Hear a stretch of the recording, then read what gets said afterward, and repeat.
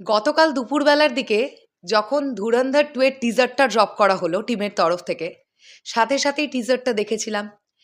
একটা particular shot দেখে আমার কিন্তু সত্যি তুফানের কথা মনে পড়েছিল এবং ইনস্ট্যান্ট আমি তোমাদের সৃঞ্জয়দাকে তক্ষুনি বলেছি, এই শটটা দেখো, এই শটটা দেখে শাকিব ভাই আর তুফান সিনেমার সেই ট্রান্সফরমেশন শটটার কথা মনে পড়ছে না? সেই করিডোরটা দিয়ে হেঁটে আসছিলেন, হেঁটে আসতে আসতে হঠাৎ একটা ট্রান্সফরমেশন, ওই পার্টিকুলার শটটা দেখে আমার সত্যিই তুফানের কথা মনে পড়েছিল তক্ষুনি। কিন্তু তার পরবর্তী সময়ে আমি দেখলাম বিভিন্ন জায়গায় এই বিষয়টা নিয়ে পোস্ট হচ্ছে যে বেশ কয়েকটা ফ্রেম তুফানের মতন দেখতে লাগছে। ইনফ্যাক্ট কালার গ্রেডিং যদি আমরা দেখি, তুফানের সঙ্গে কিছু কিছু পোর্শন ধুরন্ধর 2 এর টিজারের সিমিলারিটি এসছে, এটা একদম ঠিক কথা। কিন্তু এটা আমাদের জন্যে কিন্তু গর্বের কথা হওয়া উচিত, কারণ আমাদের বাংলা সিনেমার লুক অ্যান্ড ফিল যেরকম আসে, একটা বলিউডের ফিল্ম ধুরন্ধর 2 এর মতন একটা প্রজেক্ট, যে প্রজেক্টটা নিয়ে এত হাইপ আছে, সেই প্রজেক্টটার টিজারের সঙ্গে আমাদের বাংলা সিনেমার সিমিলারিটিস পাওয়া যাচ্ছে। হ্যাঁ, আমি জানি এই আজকে যদি ধুরন্ধর 2 আগে চলে এসে তুফান পরে আসতো, তাহলে অনেক হিপোক্রেট এই কথাটা বলতো যে বলিউড থেকে টুকেছে বাংলা সিনেমা, কিন্তু এই সময় কেউ চুপ করে, মানে কেউ কথা বলে না, সব চুপ করে থাকে। বাট এমনটা নয় যে আমরাও চুপ করে থাকবো, কখনোই নয়। দেখতে একরকম লেগেছে, হ্যাঁ এটা একদম ঠিক, বাট আমি এটাও কখনো বলবো না যে কপি করা হয়েছে।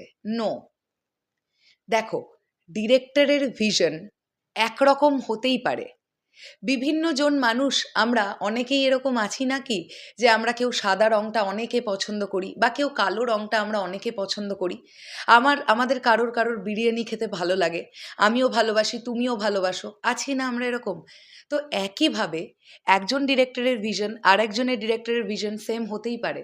তো সেক্ষেত্রে হয়তো বা ভিশনের দিক থেকে রাইহান রফি এবং আদিত্য ধর, তাদের দুজনের ভিশনের সিমিলারিটি আছে, যে কারণের জন্য আমরা কিছু কিছু জায়গা এরকম দেখতে পেলাম যেখানে কিন্তু ধুরন্ধরের টিজারটা দেখে তুফানের ভাইব আমরা পেয়েছি। এটা একদম ঠিক কথা।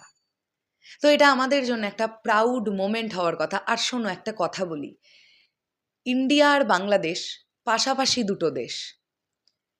ইন্ডিয়ার কি কি প্রজেক্ট হচ্ছে বাংলাদেশের সব মানুষ জানে, বাংলাদেশে কি কি প্রজেক্ট হচ্ছে সেগুলো ইন্ডিয়ার সব মানুষ জানে।